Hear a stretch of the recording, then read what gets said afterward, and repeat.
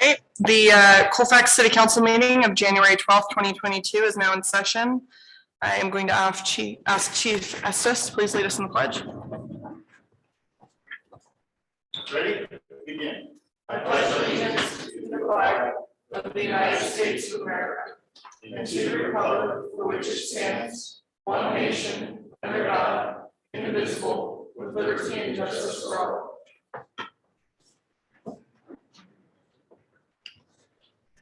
All right, could I please ask the city clerk to take roll? Okay, Councilmember Lohman. Here.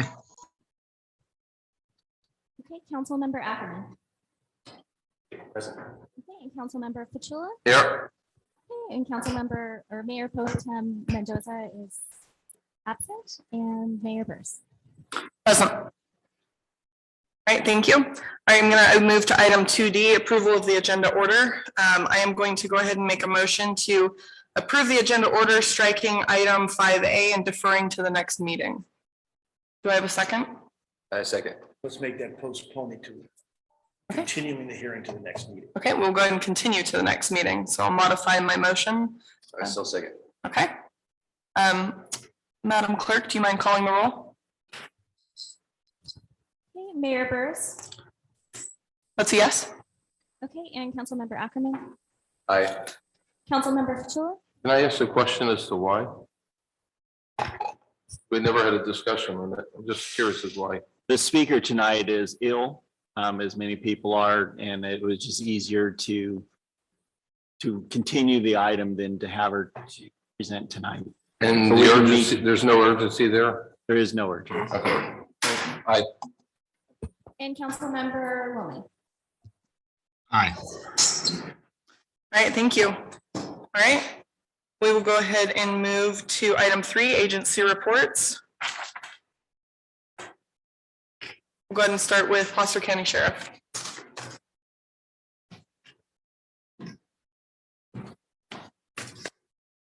Pull the mic up to yourself a little bit.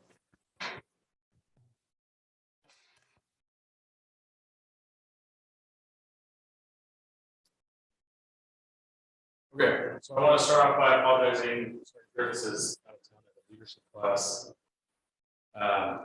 So everybody was here, everybody knows we had this elevation as we went through this one, following the drought. So all the trees that were gonna fall down in the summer and cause fires fell down in the winter, not fire went down, so that's good. The sheriff's office responded by augmenting our staffing. We had search and rescue personnel in Colfax. We had snowcat, snowmobiles, and our OHB responding for checks. A lot of this stuff was but basically phone lines of power were out, so I don't have stats because my supervisor's not here, but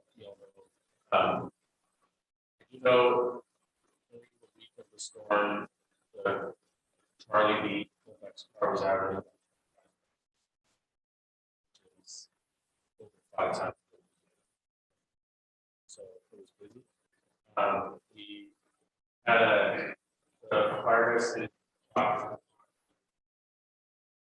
operations.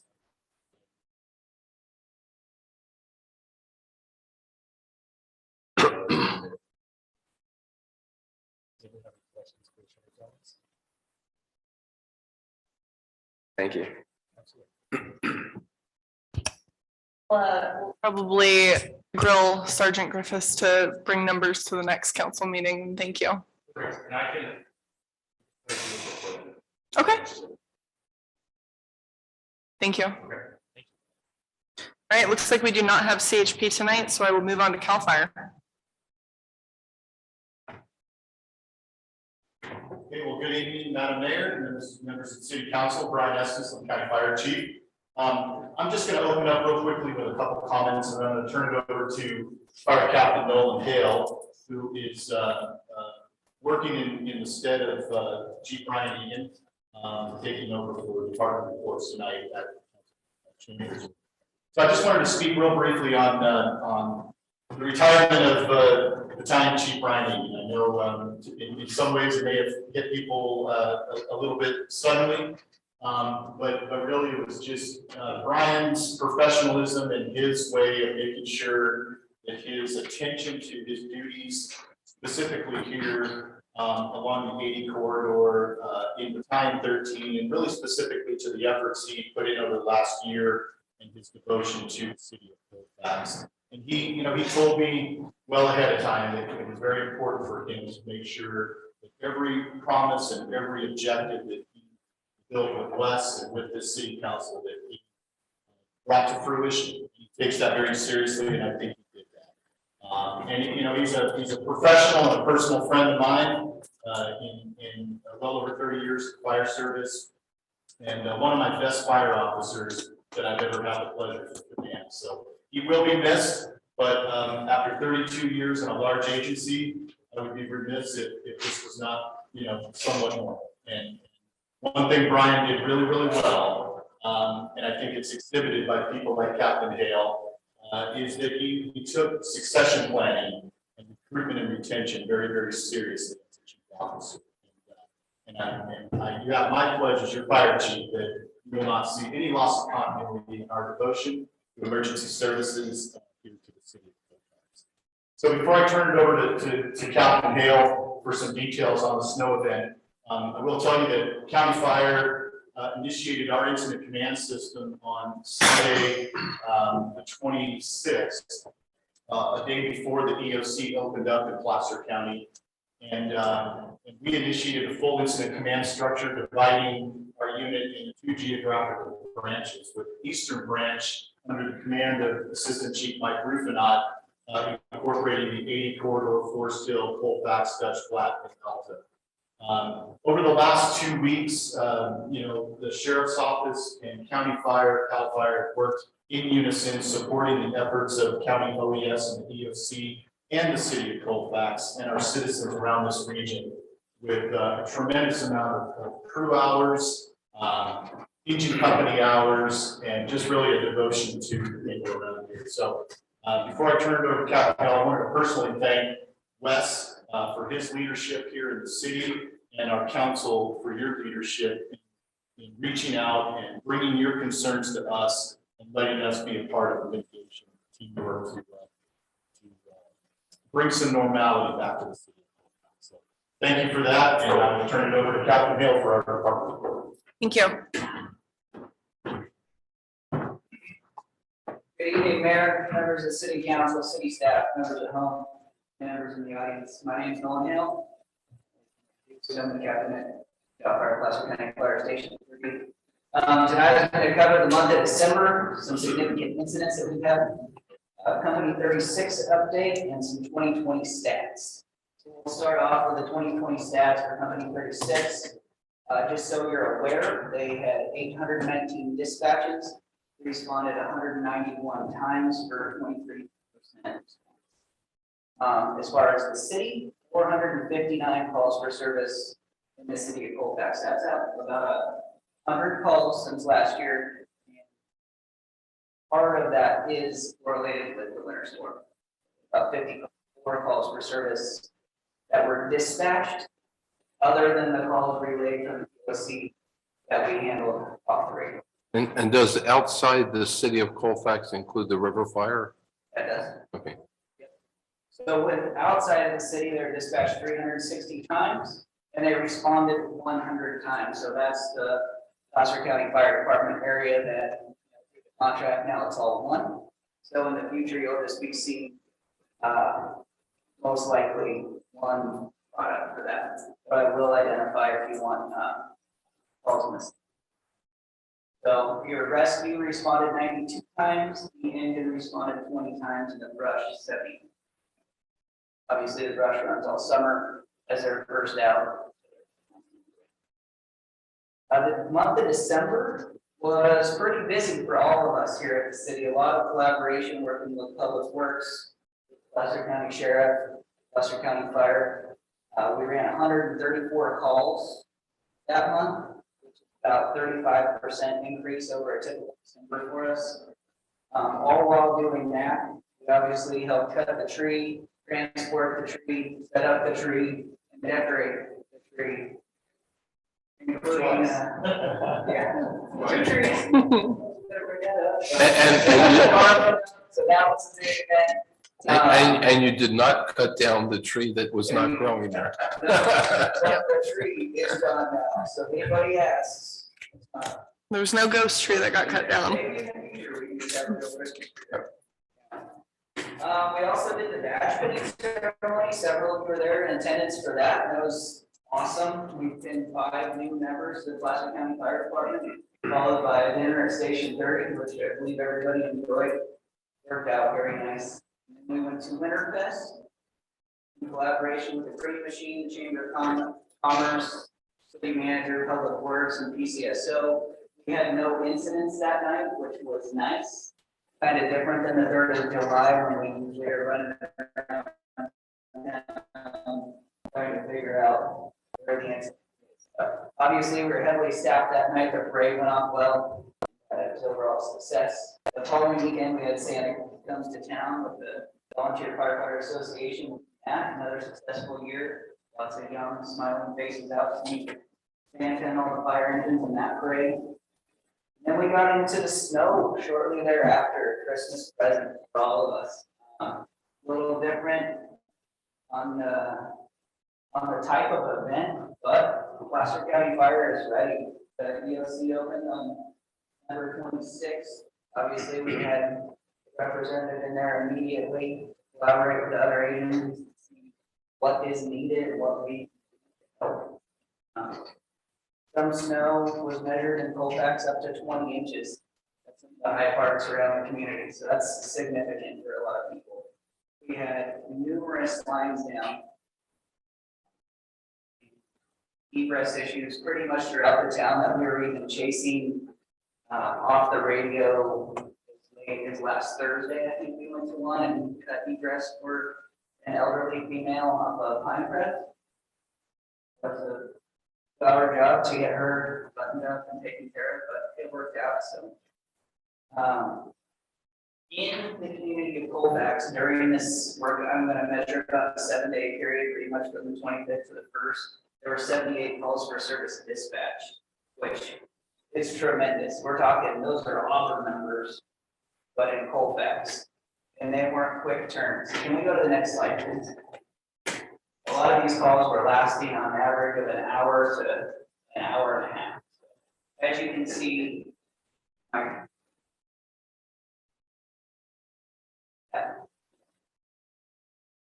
updated number was 82 winter storm responses. So a lot of hazardous conditions, a lot of public assistance, helping people get to and from their house.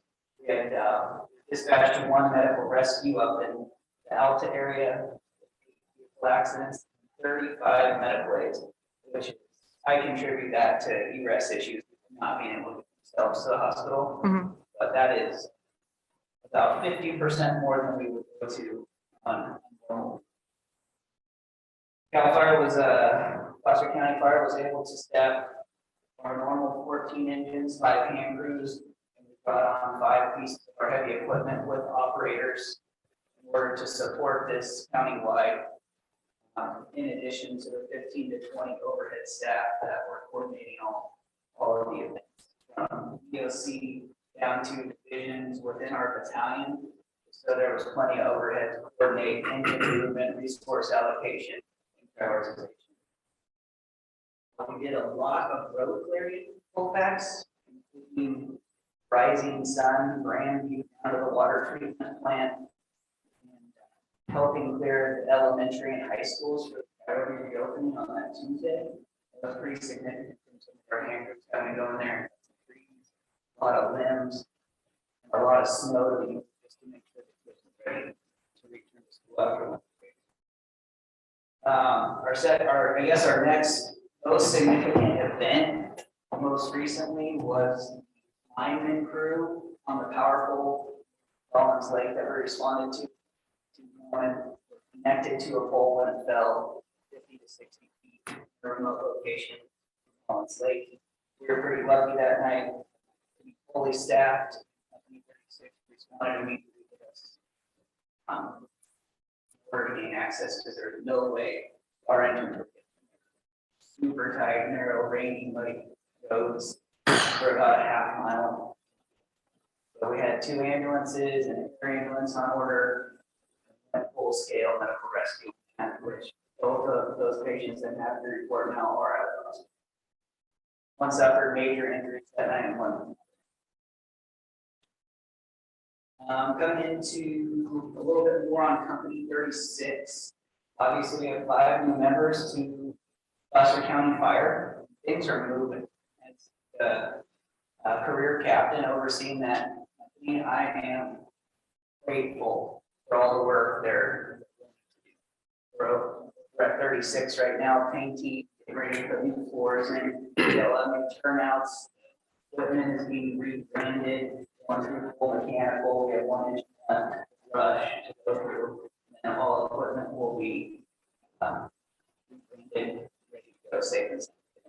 We also have brand new self-contained breathing apparatus coming here in the very near future, so that'll be a good update to this indoor equipment.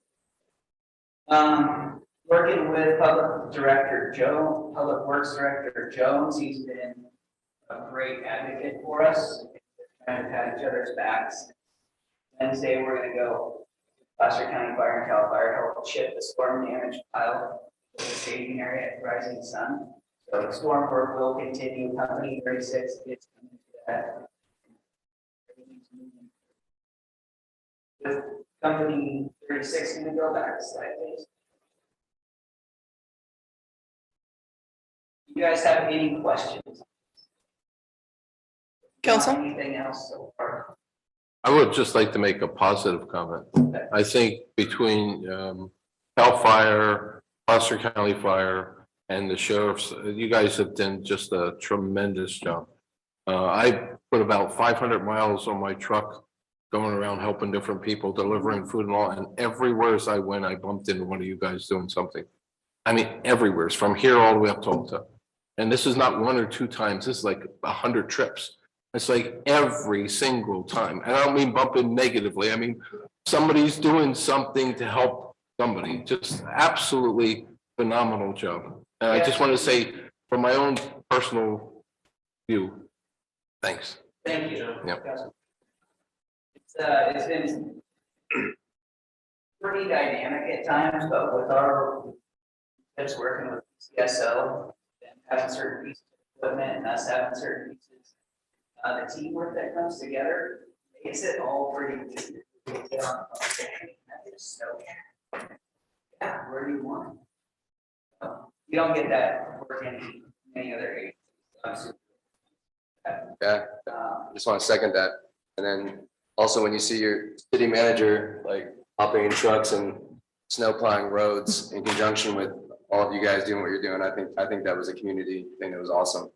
My only question is just in general, is there anything in your opinion or just law enforcement, just as a community, any I don't want to say lessons learned, but just anything that we can learn from being better prepared? Like, not that it always snows like that, but just are there any adjustments we can make just as a community, as a team?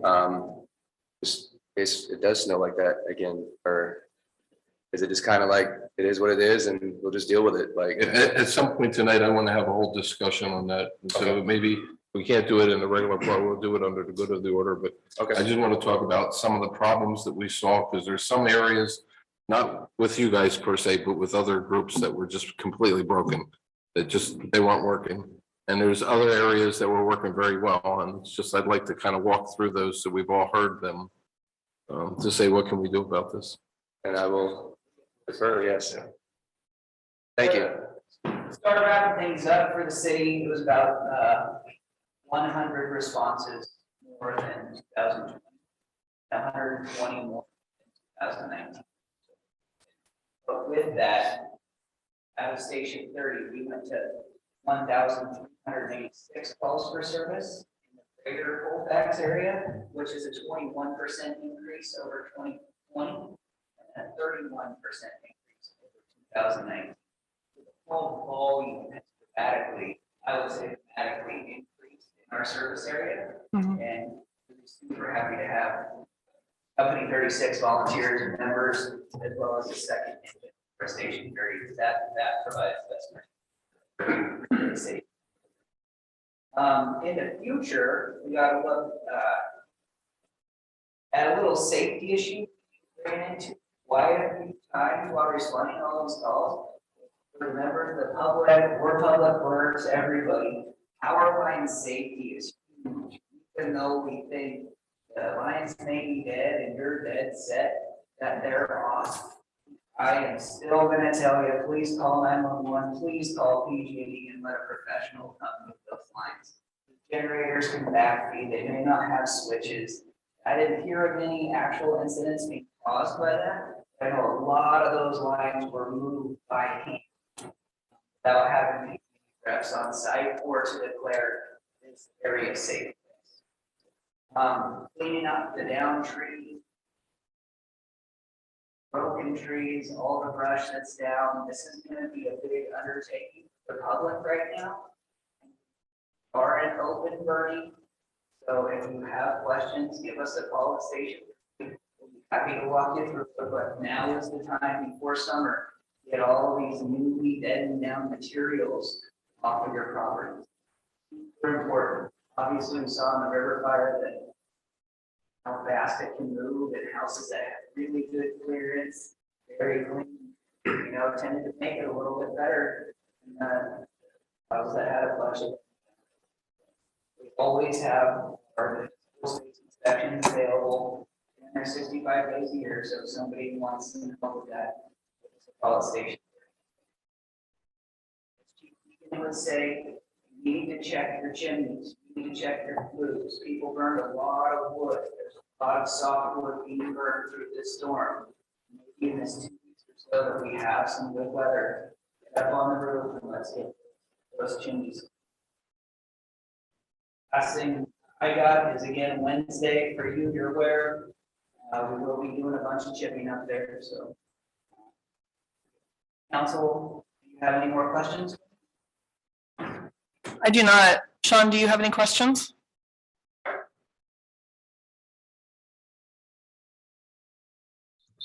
No, I have no questions. Thanks. Sorry. Okay. Thank you. Thank you very much. Thank you. All right. Do we have anybody from the Chamber of Commerce here tonight? All right, seeing none, we will go ahead and move on to item 4, presentations.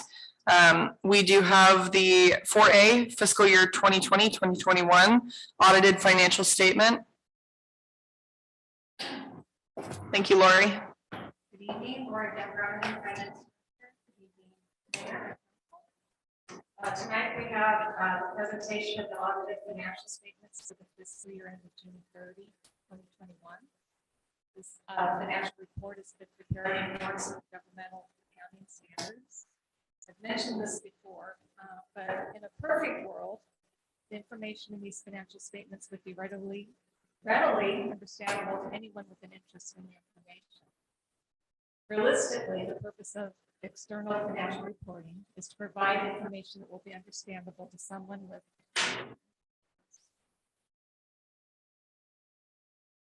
a reasonable understanding of government and public finance activities and of the fundamentals of government financial reporting. We're required by state law to have our financials audited annually, and we contract with a CPA firm that has no relationship with the city. In addition to the state law requirement, there are also benefits to the audit process. As fiduciaries of the city finances, you, council, and us staff are committed to providing complete and accurate financial information. Other benefits include assurance that the financial statements are not misstated and that the reports are reliable. The audit would highlight any weaknesses in the city practices and procedures which might affect the financial statements, and it ensures that all financial required information is disclosed. This is my 12th audit with the city. I bet it doesn't.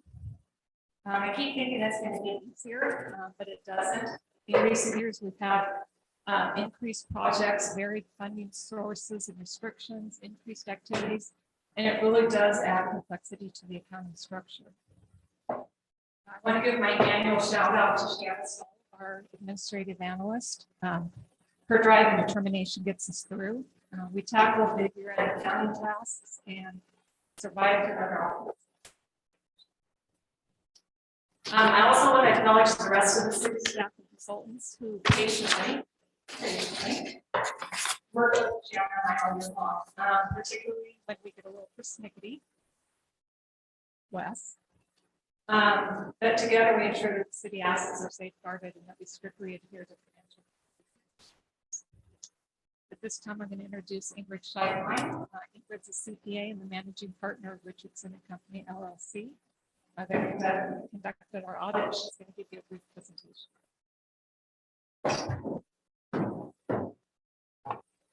Good evening. Good evening. Is that okay with the mic? So I'm here to present the results of the fiscal year ended June 30, 2021 audit. And I don't know if we can show just the one page of the first page of the outline. There's several reports that we issued as a result of the audit. Actually, just the outline was one. Not readable. Yeah, just the outline. But just the page of it. Yeah, the left side. We'll just have the left side of the. I think it's already imprinted into the PowerPoint. Okay, so I can point to that. Mhm. So the first item I'd like to discuss is the audited financial statements. The independent auditor's report is located in there, and we issued what's considered an unmodified opinion on the financial statements stating that they were fairly presented. Just to highlight some of the numbers in the financial statements, the first section on your outline covers governmental activities, which is the general fund, special revenue fund, and capital projects fund. Which page are you on?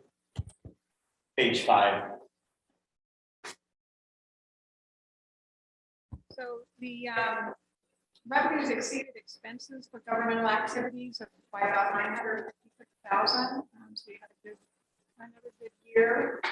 This first table shows the breakdown of basically the reserves. Within the governmental activities, you have infrastructure makes up about 10.2 million of your total bottom line reserves here. You still have 1.5 million restricted funds for specific purposes that are available. There's reserves that are set up by the council as part of your budget process. That was increased during the year up to 830,000, and then you have unrestricted reserves. Top of that, 2.2 million. City's financial condition continues to improve such that that unrestricted reserve continues to build up. Years ago, the small number I think was 1.9. So that's good news for the city that those reserves are built up. Looking at just the general fund budgets, overall revenues were higher than expenses. Revenues were higher than what was budgeted, and estimated more sales tax than was anticipated, as well as increased building. On the expense side, expenses were slightly under budget, mostly due to payroll expenses, and then some capital outlay projects that were delayed. So overall, as far as your budget goes, in the general fund, you have a surplus of about 450,000. Good budgeted, a slight loss. For the business activities, that consists of the sewer fund. We also have revenues higher than expenses by 671,000. So the reserves of the sewer fund are 13.9 million. The 10.6 million of it tied up in the infrastructure, the facilities. There's still some restricted funds, about 993,000. There's a capital and operating reserve set up for the sewer fund, total 650,000. And the sewer fund also has certain resources reserves available of 1.6 million. So overall, the sewer fund is doing well. The next item on the outline is the liabilities. So really the only debt that the city has is related to the state loan that was received for the sewer upgrades. And that loan is being paid down is currently about 7.2 million. The only other long-term liabilities you can have on your balance sheet is the unfunded pension liability, and it's only $146,000. I say only because we audit a lot of government agencies, and a lot of times we see that liability of a million even for staff size. So these years at $146,000 is at a manageable level. Also, since the city does not provide retiree healthcare benefits, you don't have that other post-employment benefits liability that a lot of governments are strapped with, and that can be a large number. As far as the footnote disclosures, disclosures, there's this year discussed contractual commitments related to the road contracts that were not completely ended, as well as the general plan. There was also disclosure about the what's considered a subsequent event and the fire service contract. Also included within that report is a report on internal control and compliance. That report indicates that there were no weaknesses in internal control noted, and also noted that the city did comply with laws and regulations material to.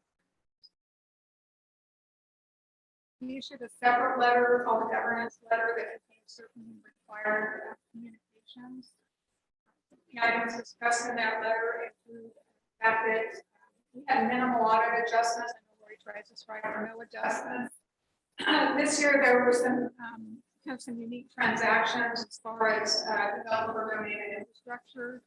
That the accounting rules required that those be reported as assets on the city's books and depreciated.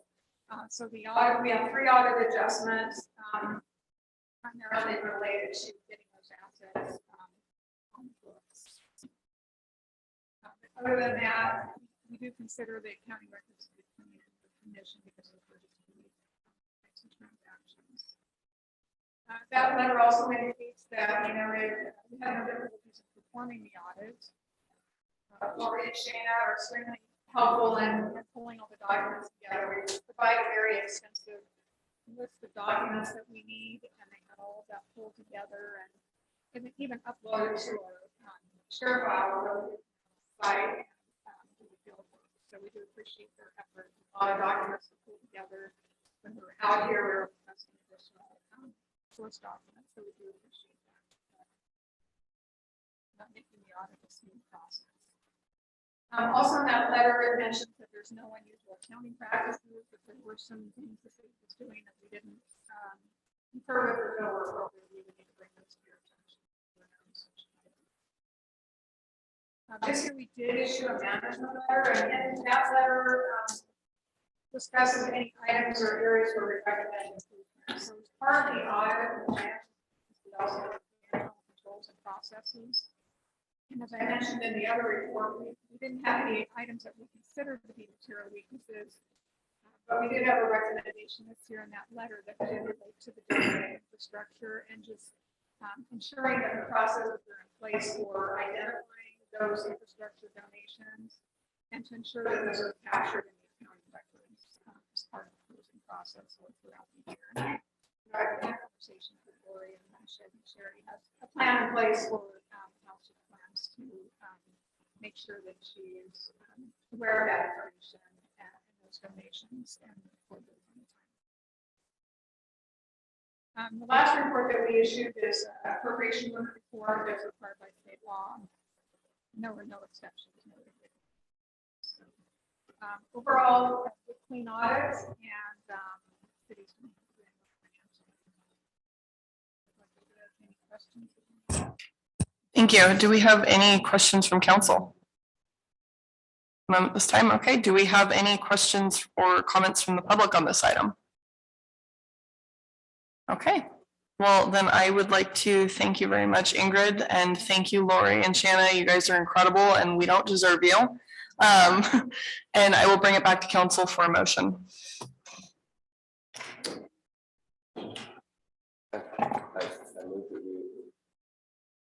All right, I have a motion. Do I have a second? What's your motion?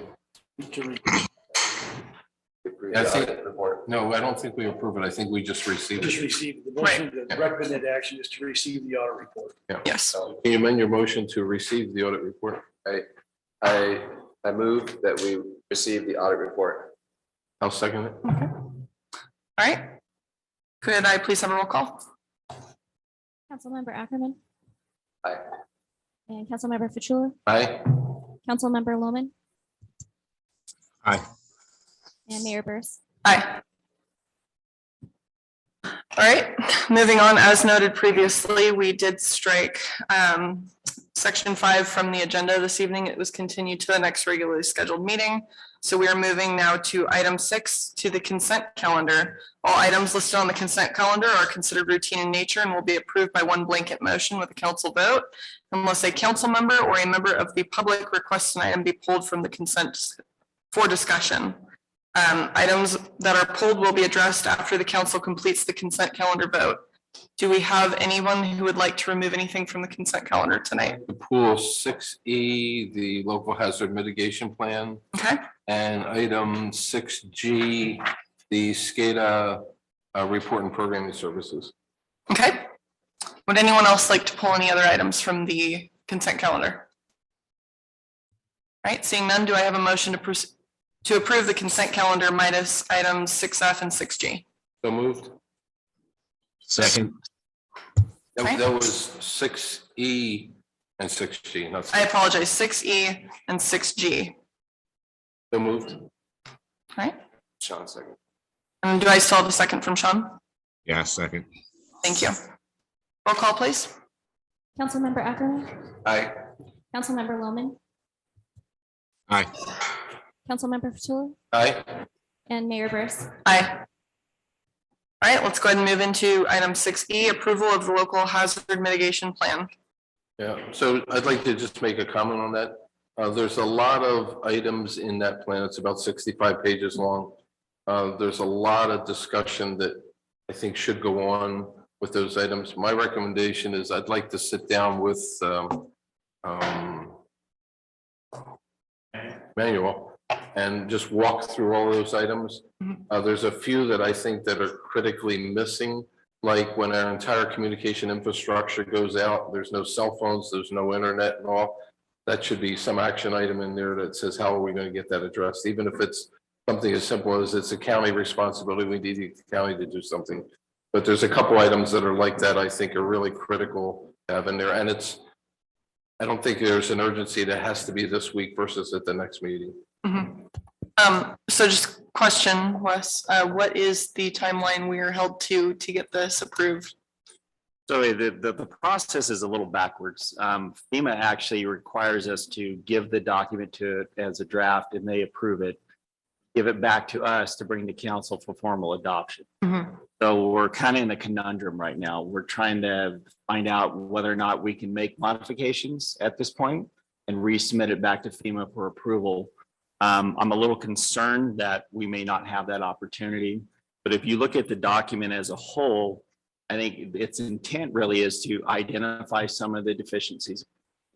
And its intent is really to ensure that we qualify for emergency fund, the back end. So I agree, there's probably some cleanup we could do.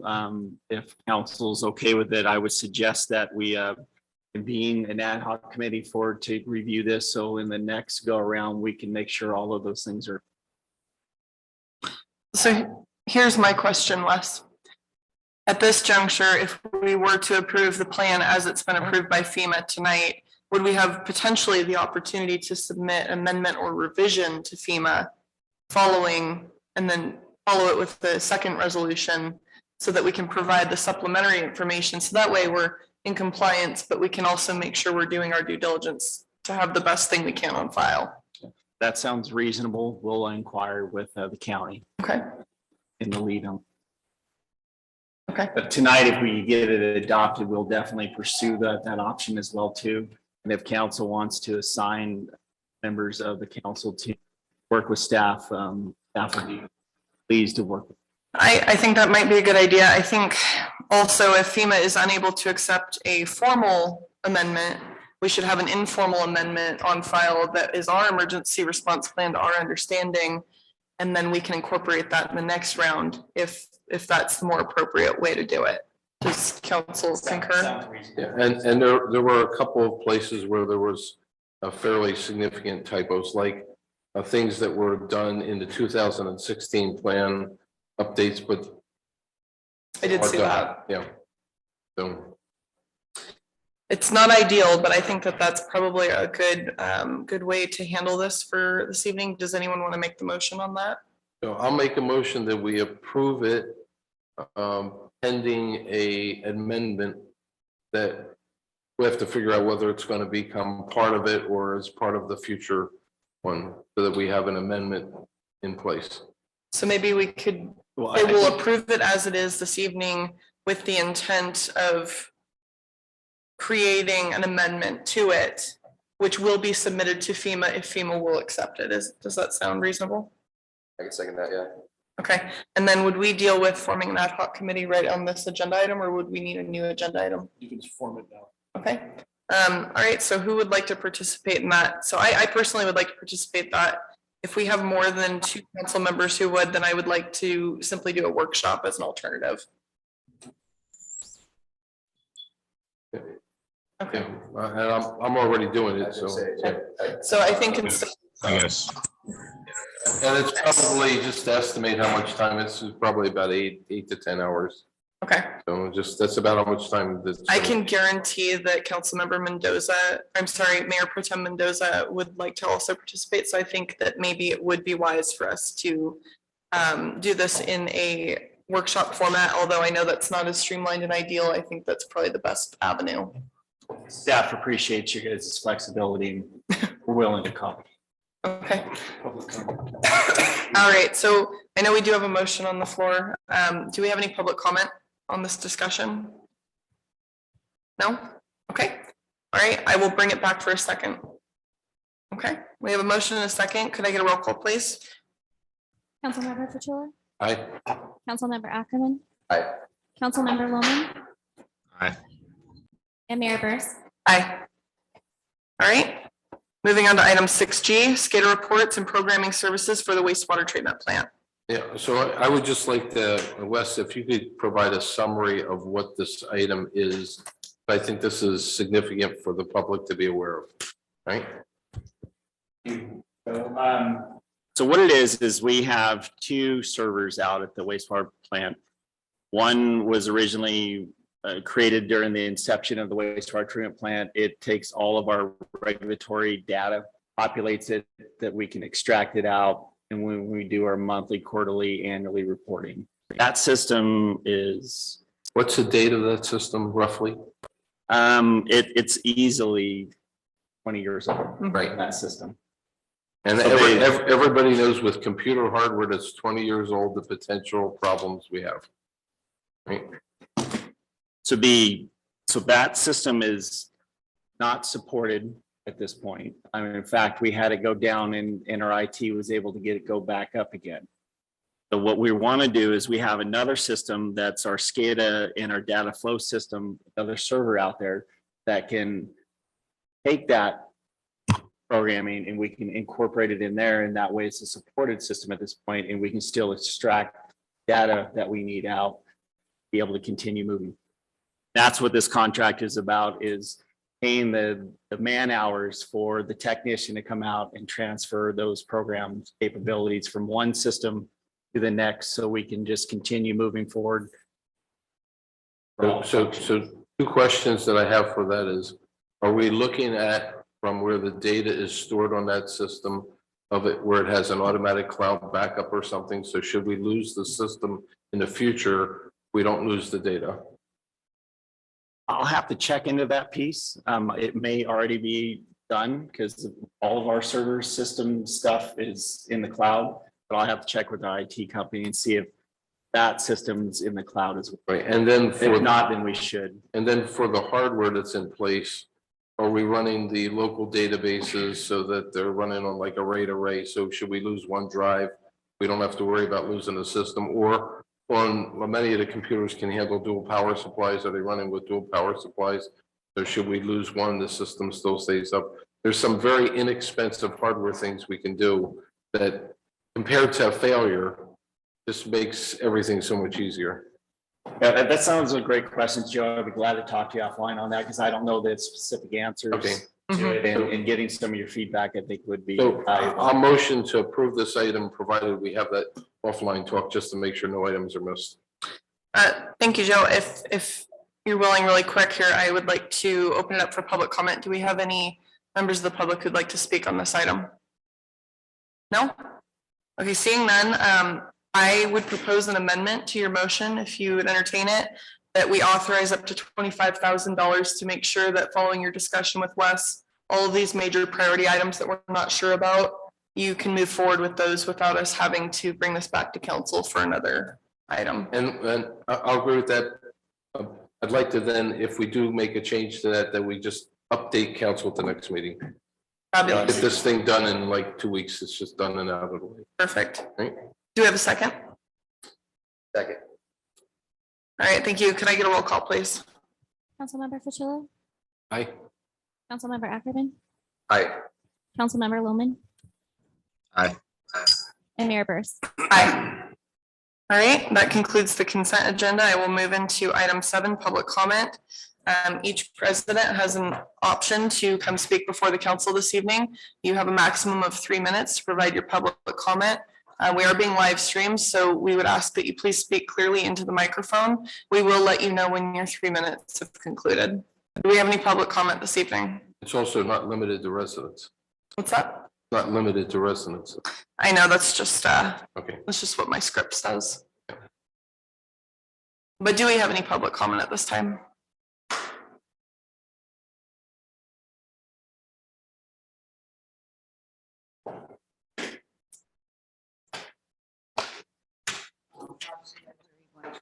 Sanders Lane. I want to let the public also know that besides the firemen and everybody else, I am very proud of our veterans. The Legion, auxiliaries from out of town, and the VFW all worked the warming stations, especially certain people, and they were there every day. And when they saw something that needed to be done, they were out helping other people. And I am so proud of them that our policy is that even after we serve, we continue to serve the public, and they were there, and I'm so proud of them. And my other comment, I'll just go to the end. The thing is, okay, I was asking one of the members of the city about the skate park and also the other little Choxies that are around. After I saw what happened and what happens to our streets when we have this bad weather, I'm hoping that the rest of the people in the city start considering what is really important for everybody. Our roads. Because they just have to be fixed. I mean, we have to get to work, kids have to go to school, and if they can't get anywhere around and cars get damaged and stuff, the roads are more important than a skate park or a pool or some nice thing. And I wish people would start thinking about what do we really need to do, what is really, really important to everyone. Thank you very much. Thank you, Foxy. Do we have any other public comment? Do we have any online? Nothing online. All right.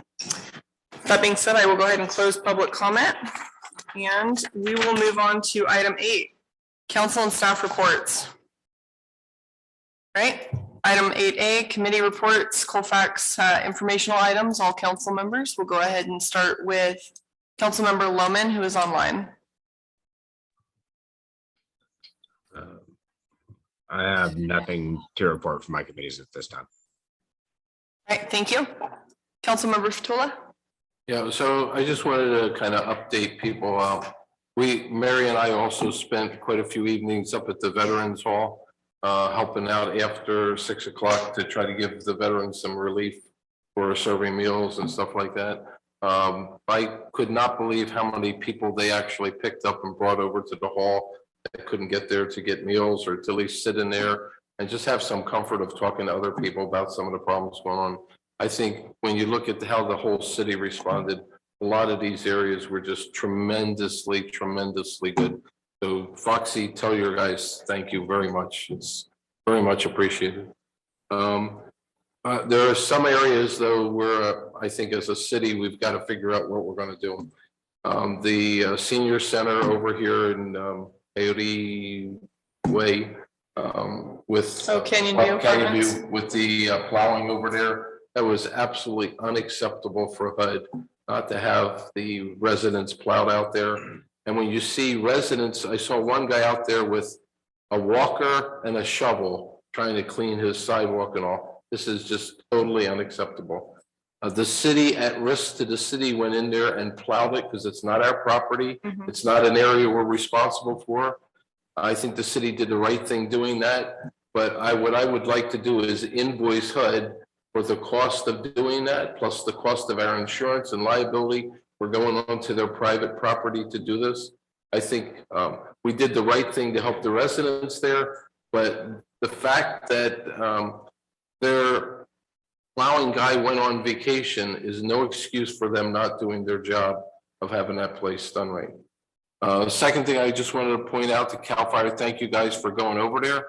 They had 2 open flame propane burners in the rec hall with 2 tanks of propane that are designed for outside use only in there, and all the windows closed. And they said to me, one guy walked over and says, well, we have a a carbon monoxide detector.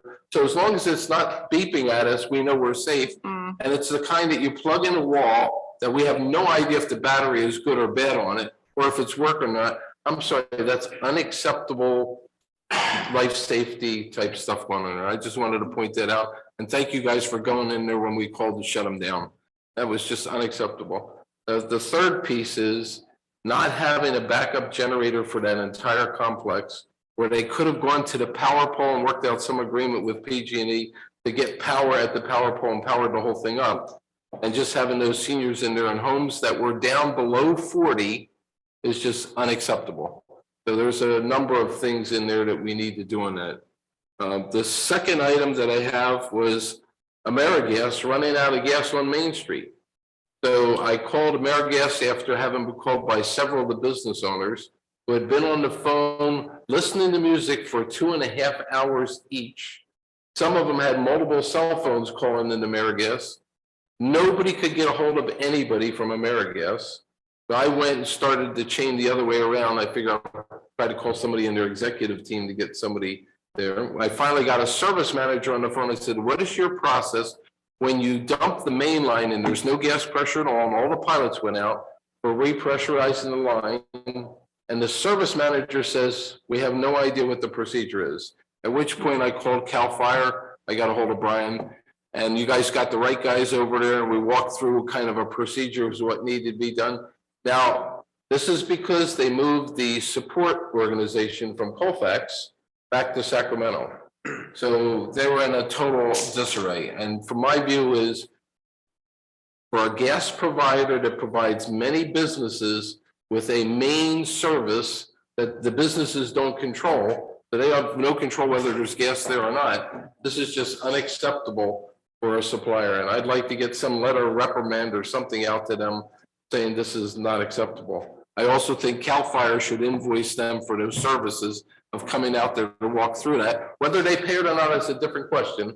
I'm less concerned about that, but I'm more concerned that people are aware, especially the CEOs of these companies, as to what risk and damage that they just created for somebody else. So that's kind of another one.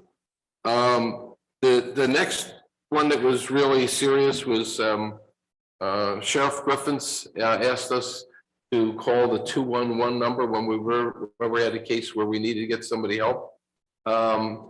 We had a couple people that were up in Gold Run that I got called about because I know some of the homes that are back in that area. They're all tiny homes where they had no water, no power, no propane, and the people are just freezing up there. One guy got taken out of his trailer, and his son told me when he got to the hospital, his core temperature was in the 70-degree range.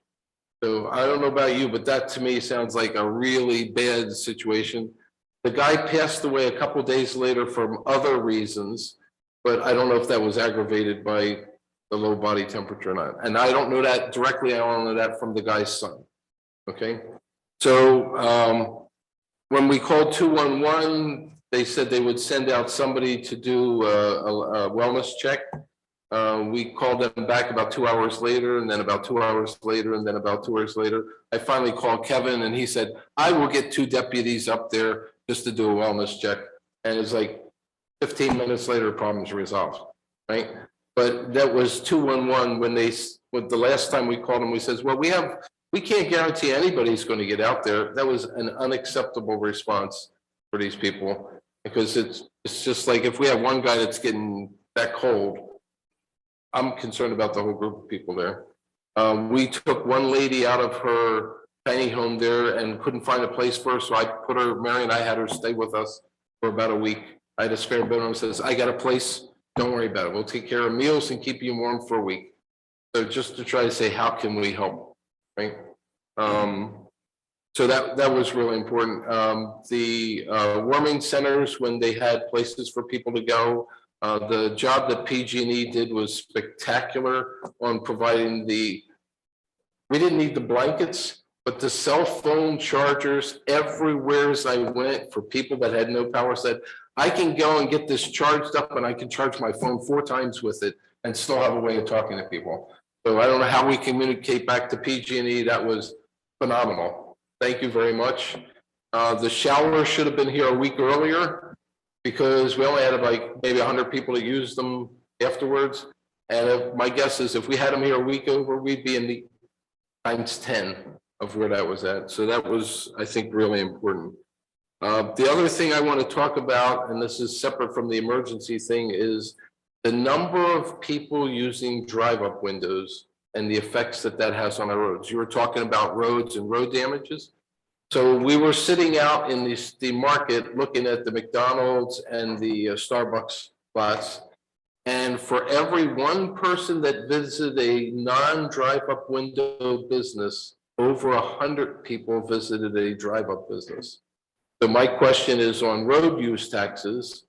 Does this make sense for the city when one business is doing 100 times more uses on our roads than another business? So maybe we need a drive-up window tax. And when you consider, like, especially at Starbucks, most of the drive-up people are outside of the city.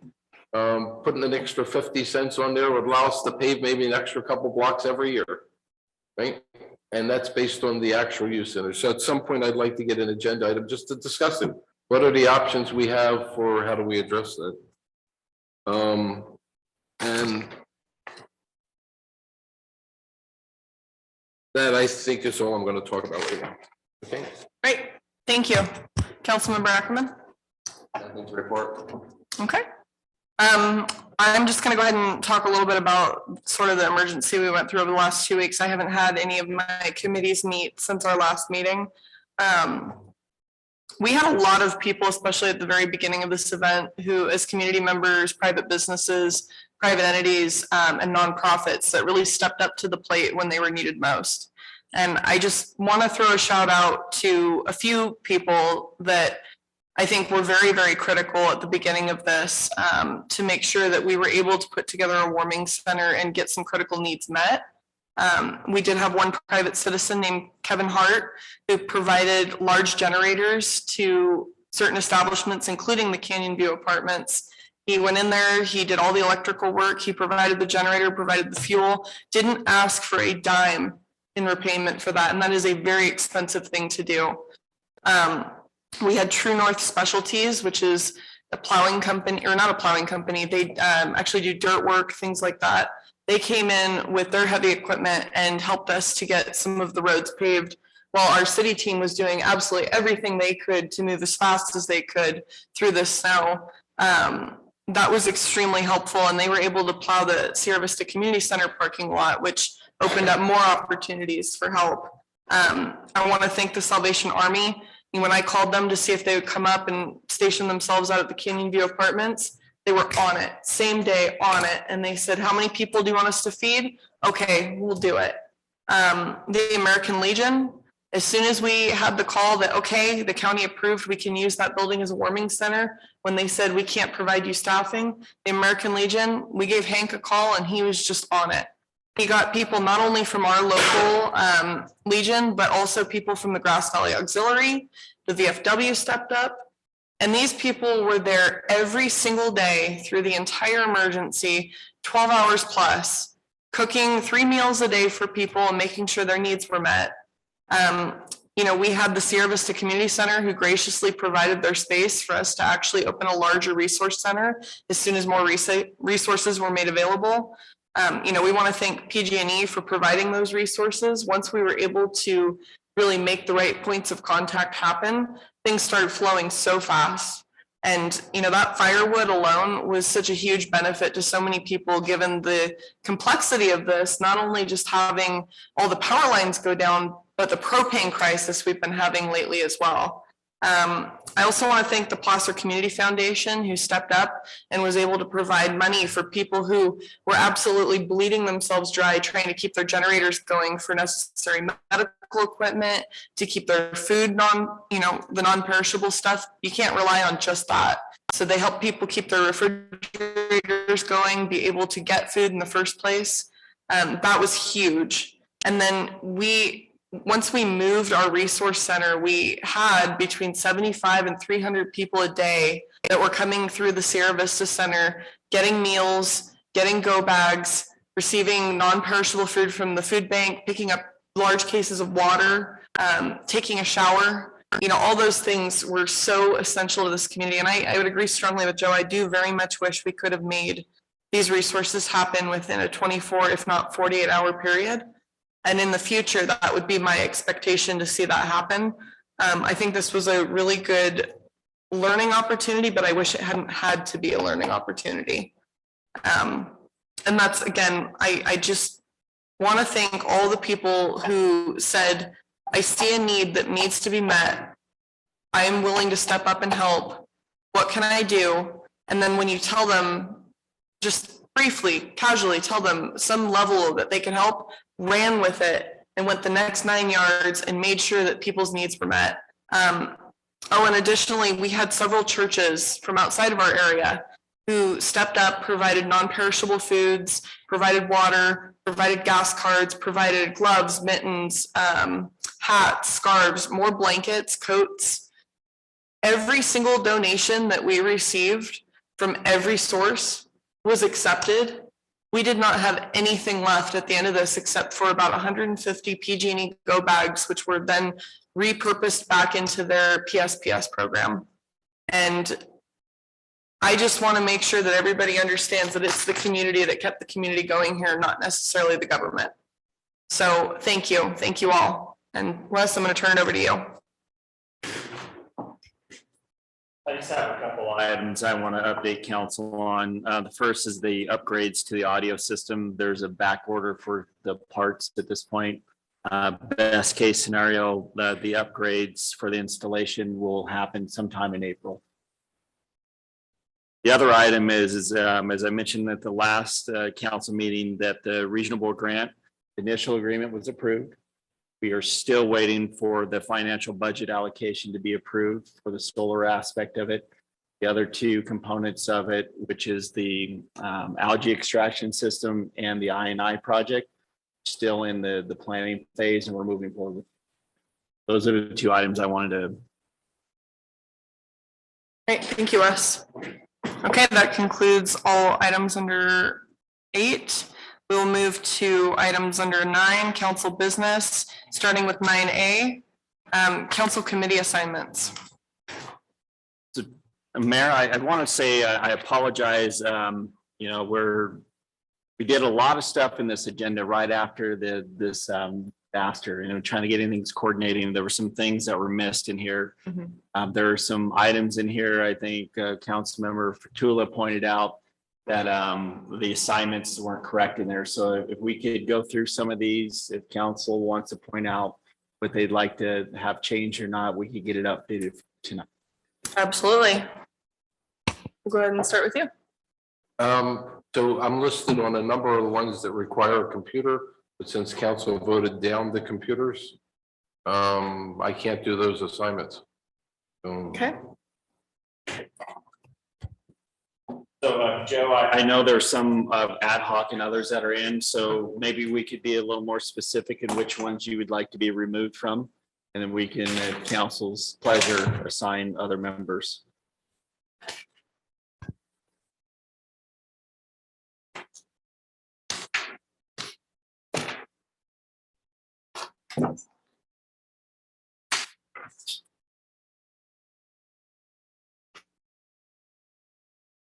So I'm listed as an alternate for PC TPA. We changed that last year. Okay. So we need to change that back to what it was changed to. I don't remember who the alternate was. I believe David Ackerman was the alternate for that one. Do I remember correctly? I believe that's correct. I'm the primary on that one. Do you want to remain the alternate for that one? Okay. Be primary on that one. Right, Placer County Economic Development Board, I'm listed as the alternate on that one.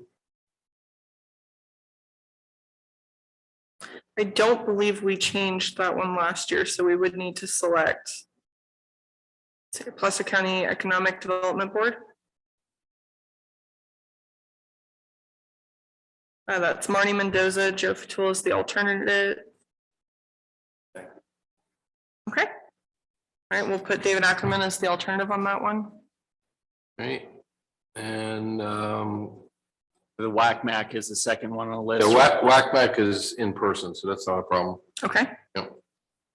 So Project Go is, I haven't seen a meeting or anything from these guys, so I have no idea if they're doing something or not. Are we alternated out on Project Yeah, Go? we're rotated out on that right now, so it's So that one's, indifferent as to who's on that committee at this so time. we should list that for both parties as NA. Yeah, I think that's appropriate, and then we'll appoint when it becomes applicable. Great. Fire Safe Council's here, that's not a problem. Pioneer West is the lead on that, so that's an error. Right. And on the poultry committee, I asked West if we can get that scheduled. So, because Sean is the other one that's on that right now, and because he's back east for a while, we should get that something scheduled so that it shows up in our February agenda like we talked about. That will be on the February agenda. I'm assuming Councilmember Loman will be back prior to that, and we can have ad hoc committee meeting, and then we'll get it scheduled. The plan at this point is for the first meeting in February. Yeah, and we incorporated all the changes that people asked for in the adjusted one, so it should be a fairly short meeting. Okay. Right, that's all I had on that. Okay. Do we have any other council members that would like to see any changes to this document?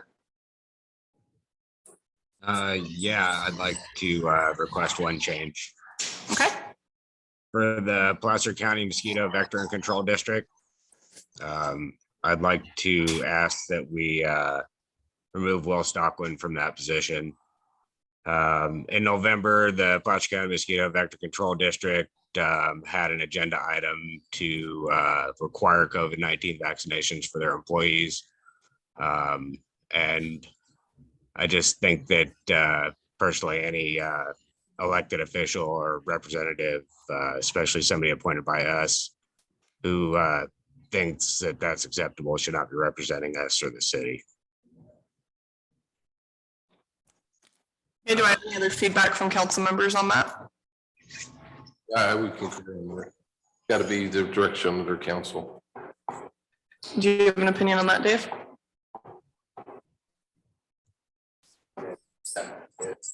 So strongly about that, then Okay. I don't really have a strong opinion either way. But that. Okay, and who would you propose be the, I would offer it up to Marnie. I know she's not here. If she doesn't want to take it, I can, and we can leave her the alternate, or if anybody else would like to take that, I'd be more than happy to have somebody else take it to it. it as a stipend position. Okay, here would be my suggestion. Could we potentially approve the rest of the assignments and bring this back for a later agenda item? Because I would like to have this discussion with the entirety of council. We could, but I just let you know, Marnie did say that she was interested. Okay. Perfect. Then I'd like to recommend Marty, and if anybody'd like to be the alternate, then. Okay, I think my question at this point is, are we breaking these changes into individual motions, or are we trying to blanketly approve as a single motion? That council's discretion. If there's items of changes that are suggested that you don't agree with, you can take that on separate. Okay. That's correct. Okay, as far as the mosquito and vector control district is concerned, personally, I don't feel comfortable making that decision without a full council to participate in that discussion. I know that we have Marnie who has made a suggestion offline. But I would prefer have her here if she's going to be appointed to that board. If the rest of council doesn't mind, I would prefer to pull that one from this discussion, bring it back at the next regularly scheduled meeting, and approve the rest of the changes in one blanket motion. Is that potentially acceptable? Certainly legal, up to the council. Sean, do you concur? I think we could just approve it if Marnie's already checked in and said that she's interested. That was my understanding too. Or another option would be to approve it with Marty there pending her confirmation. Yeah. That would be about the same as what I suggested. So I think what we'll do is we'll go ahead and entertain Fine. motions here.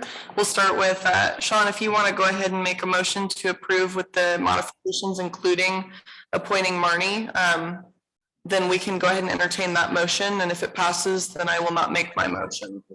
It'll be a moot point. Do we have any public comment on this item? Not on this item specifically. Okay. All right, so Sean, if you'd like to make a motion, I don't believe we have any other changes we would like to discuss. Is that correct? That's it for me. Okay. All right, so do I have a motion? Yeah, I'd like to make a motion that we approve the committee assignments as asked, including moving Marnie to the primary for Placer County mosquito vector control. And who would be the alternate in that suggestion? Joe or Dave, do either one of you want to be the alternate for that? Motion, who would like to be the alternate? Or Trinity? No, then I'll take it. Okay. All right, so I have a motion. Do I have a second? Second. All right, who was the alternate? Sean. John. Okay, so we will vote on the first motion on the floor. Okay, can I get a roll call, please? Councilmember Lohman Aye. and Councilmember Pichula, Aye. Councilmember Ackerman, Wish Marnie was here, nay. okay, and Mayor Burrs. Nay. So motion fails. My alternative proposal is that we approve the rest of the changes and that we will take this as a separate action item at the next regularly scheduled council meeting to make sure that we have Marnie here to participate in that conversation. Do I have a second? Second. I'll second your motion. Okay. And then could I get a roll call, please? Mayor Burrs, Aye. Councilmember Lohman, Aye. Councilmember Ackerman, Aye. and Councilmember Pichula. Aye. Right. Moving on to item 9B, the Placer Martin Luther King March Proclamation. Wes? Madam Mayor, this one's pretty straightforward. This is, we were asked to bring this forward for council to support the Martin Luther King proclamation that we have before you. It's a routine proclamation we do every year, but it requires the approval of full council to authorize the city mayor to sign it. Okay. In motion. Do we have discussion from the council? No? Any public comment? Not at this time. Or Foxy, if you want me to just capture that, Foxy McCleary says that she does not understand the item. So Wes, would you like to provide some further explanation? So this proclamation is to support the Dr. King's dedicating his life to securing the national foundation principles of liberty, justice for all citizens, and all of his actions there forthcoming. As of January 17th, it will be the 14th annual Placer MLK Junior March and Family Celebration Day. And they're just asking us to support the march and support the efforts that Martin Luther King did on there by adopting this proclamation. Who does it go to?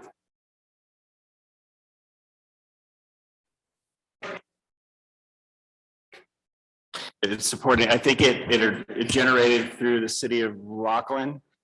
So we'll share the proclamation out to the city of Rockland. And there, I think they're kind of, it's where the march is. Kind of innocuous. So I'll make a motion to approve it. Okay, can I get a second? Thank you. Roll call, please. Councilmember Fischler, Aye. Councilmember Ackerman, Aye. Councilmember Lohman, Aye. Mayor Burrs. Aye. All right, moving on to the good of the order. Starting with Councilmember Lohman, do you have anything for the good of order? I just wanted to say, I'm sorry I missed Snowmageddon 2021. I've been back east. It was great to see how much the community came together and all the great work that council and CAL FIRE and all the agencies did to help mitigate the crazy amount of snow we got. So thank you to everyone for all your hard work, and really great to see how well the community came together and how much we got done. Especially thanks to Wes and the city team for being out there nonstop, running plows and clearing the roads, making it safe. That's all I had. Thank you. Councilmember Fatula? I'd like to figure out if we could invite whoever administers the 211 program to come talk to council. I think that would be a really important thing to have here. It would give us a chance to ask some questions and maybe give them some feedback that I think would really help improve the overall program. Would that be Dave Atkinson, or would that be another member of OES? Yeah, we Dave Atkinson. I can solicit them to come up and do a presentation. Okay. And my second one would be to ask some representative from PG&E to come in here, because I think I would like to be able to personally just thank them for the efforts they put out. Unlike the PSPS problems that we went through, which were a disaster, this is a time that PG&E really stepped up. I can't tell you, as I drove all over this area, all the way up through Alta, the number of crews that I saw working on lines that were not from the state of California. I mean, everywhere as I went, and we saw states all the way back to Illinois. Illinois. For Iowa? No, Illinois. Illinois? Yeah. So one guy said he was from Chicago, right? And it's like, and a lot of them were private contractor crews, but they were still from all over the country. And it's just like, I was blown out of the water by the response. So it's like, it would be really good, I think, to get one of the representatives here. It would also be good to get the CEO of AmeriGas up here to explain what's going on, because I think just inviting him here would also help light a fire under these guys to put them in the right perspective on this. And I'd like to get somebody from HUD, from Canyon View, the senior thing, to come and talk to us as well. So those are my 4 requests. We can definitely make the invitation. I'm not sure we can talk offline and figure out how to agendize that. It might be during public comment or whatever to kind of. Or give them 10 minutes and just, yeah. I will extend the olive branch to them and see if they want to come and participate. That's all I got. Okay. Councilmember Ackerman? Yeah, the AmeriGas front. I know they shut down the local office. Shame, because me personally, and then a lot of neighbors and people even as far up the hill as Anyways, long story short, it was near impossible. Everyone had the same story to even try to get a hold of anyone there. Still have their 346 number listed, but obviously each time whenever I called and it took hours, I mean, to like New York, East Coast. I mean, so I know a lot of people in the community, business and personal, are invested in them. I'm not the CEO, but just it'd be nice to have some sort of representation, maybe from AmeriGas to come out to the point, like just kind of, hey, what can we do differently? And then that's my last comment. Just again, I said it earlier tonight, just in general, you know, whenever there's something that not necessarily goes bad, but just maybe it's a city thing, but just it'd be nice to see just some sort of recap within the next 30, 60 days of, hey, here are some adjustments we can make, you know? I mean, so we're better prepared just for the next time something happens to the community. That's all. That's, I mean, but overall, and we've all hammered it all night. I'm very pleased, like with what I saw too, my neighbors, what we saw as well. Everyone, I mean, just team effort. So, no comments. Madam Mayor, if I may, so I think what I'll approach this is I'll invite them to come present with their action plan as moved. Council, if they have councils. I would like to extend upon that it's not just AmeriGas who we'd like to speak to, but pretty much all of the local propane providers at this point, because one thing that bothered me was hearing how few of them filed with CHP for DOT exceptions. Yeah, Suburban Gas, I'll throw that name in specifically. A lot of people up the hill, and actually, I know a lot of people up the hill that are Suburban Gas subscribers, and they got screwed by that. I mean, just nightmare stories. So. And I personally, I feel that pain right now. I mean, my tank is below 5% and I can't get a hold of a person. You know, I'm not gonna disclose which company I'm a customer of, but it's an issue across that industry right now that is not okay. And if they're not fulfilling the options put before them to solve the problem, then there's a grander conversation that we need to have, because that's an essential utility. So. You could put this on the agenda as a single agenda item, as update on, you know, emergency operations, something like that, and that have subtitles, you know. Yeah. Propane service, That's a good idea. PG&E service, such as that. Whoever shows up, shows up. Yeah, and for me, more importantly, just ourselves as a team. What can we, what again, what kind of adjustments can we make? Yes, yeah, we should get that on the agenda and after action report for council. Oh, and then one last thing, sorry. You're fine.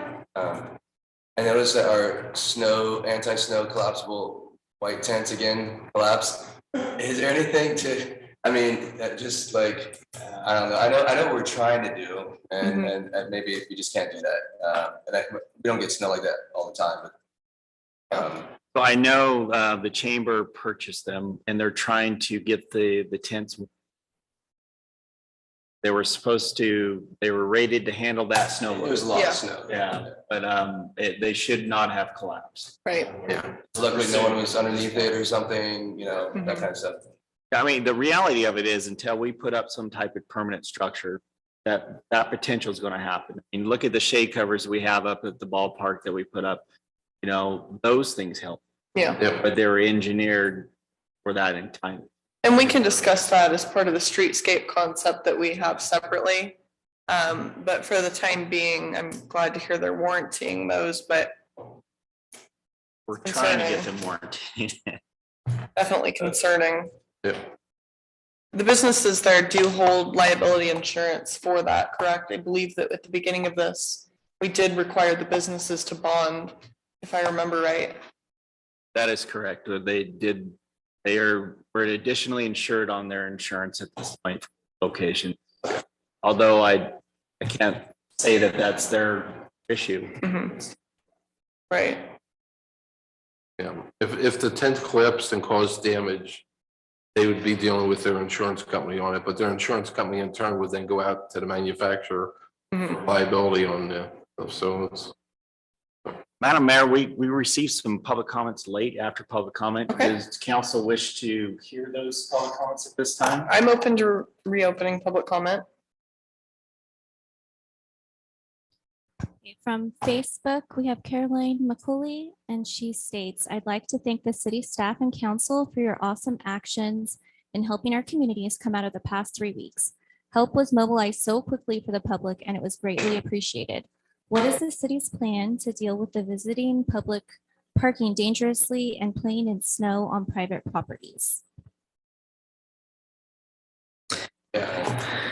If you don't mind, I do have some feedback on this one. So I did have a meeting with our sheriff sergeant about this item. And there are some opportunities that we've identified to help the situation while putting more tools in the hands of law enforcement so that it doesn't have to be a confrontational affair.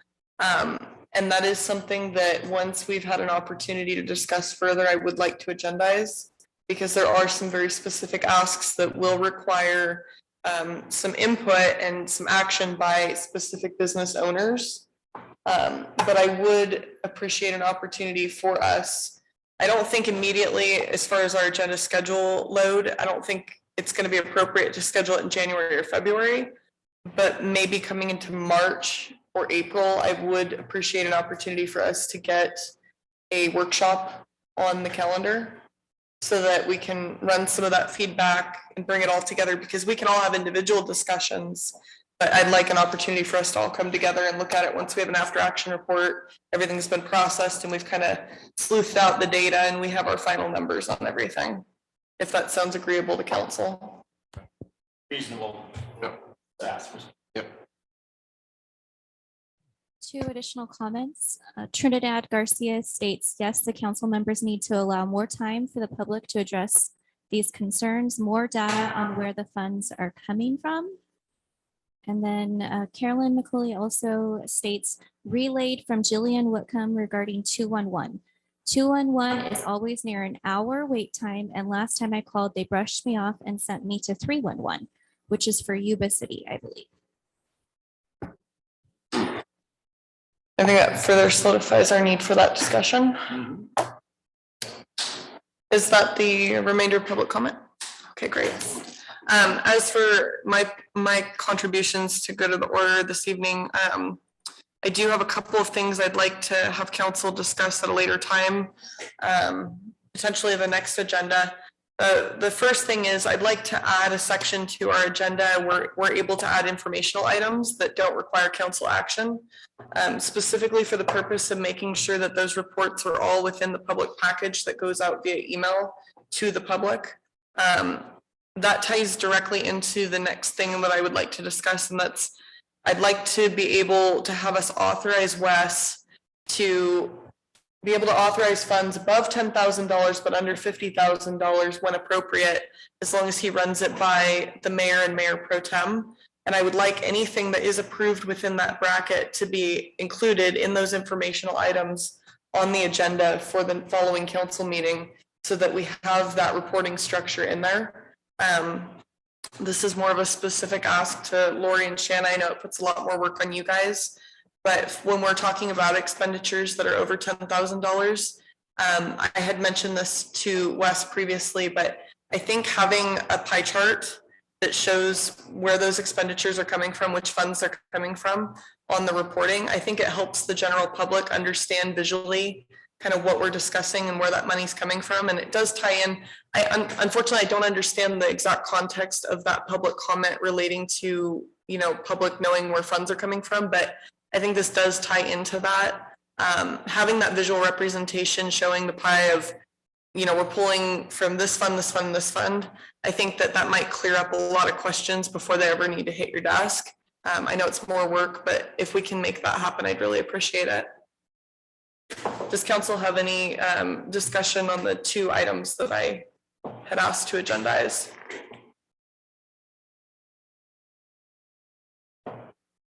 I should rephrase that. Is council willing to agendize that so we can have a discussion?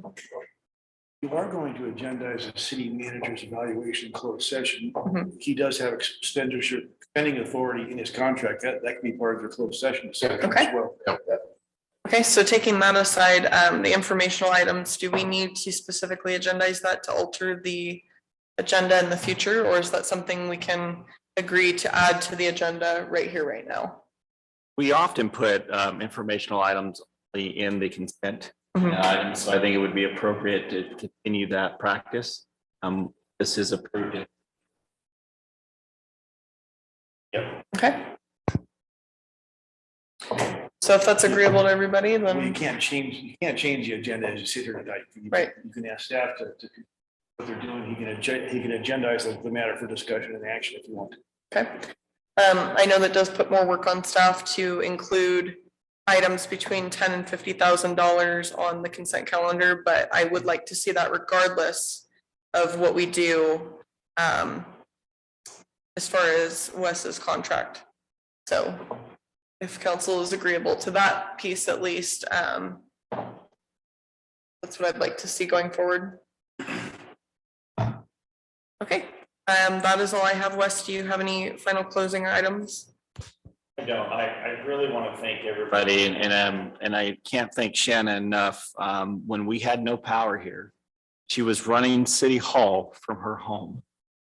Phones were forwarded. She was dealing with the public on that. I mean, I can't thank her enough for her efforts. I know she doesn't like being put on the spot, but I think it's warranted. As you guys saw tonight, the efforts that our finance team goes through to make sure we have clean audits, to make sure your city managers and on the back end of these things, the partnerships that we have with CAL FIRE, Placer County Sheriffs, the experience I have with the OES, absolutely, as you guys well know, I wind up driving one of the plows for a while. They were calling me, not every hour, every other hour, asking me what my need. They did an absolutely tremendous job. Can't thank them enough. Wonderful. I just wanted to. All right, that concludes good of the order, and we are adjourned.